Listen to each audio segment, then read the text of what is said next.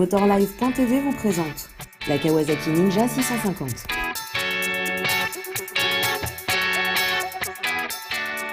Chez Kawasaki, toujours, non loin de ma nouvelle Z1000SX, eh bien cette nouvelle Ninja 650. Bye bye le R6F, voici la nouvelle Ninja 650. Alors Ninja, c'est pour vraiment caractériser son âme sportive. En fait, c'est comme la petite sœur de la ZX10, d'après ce que nous dit le marketing Kawasaki.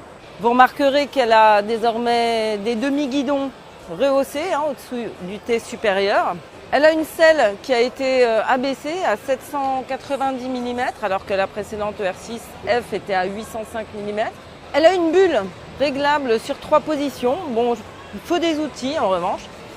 Elle a une toute nouvelle instrumentation qui ressemble comme 2 gouttes d'eau à celle de la nouvelle Z1000SX. Elle a aussi le Shift Light comme la Z1000SX avec l'aiguille qui vire au rose et puis au rouge, très très original. Elle a les 2 leviers réglables, ça c'est bien aussi pour convenir à tous les gabarits. Alors pour concevoir ce nouveau modèle, Kawasaki a fait la chasse au poids. Ça aussi c'est intéressant, notamment pour les petits gabarits. C'est-à-dire que par rapport à le R6F, la Ninja a perdu 19 kg. On est maintenant à 193 kg à sec, au lieu de 213 à peu près. Alors ces quelques 19 kg ont été gagnés notamment par la modification du cadre, nouveau cadre treillis tubulaire, ainsi que du bras oscillant et les jantes. Enfin, parlons moteur bien sûr. C'est toujours le bicylindre 649 cm3 que l'on connaît sur l'ancienne ER6F et l'ancienne ER6. Au passage avec Euro 4, il a perdu 3 chevaux dans la bataille. Il est passé de 72 à 69 chevaux. En revanche, ce que Kawasaki nous indique, c'est que la courbe de couple à mi-régime est bien plus importante. Donc plus d'agrément aux vitesses usuelles quand on en a besoin.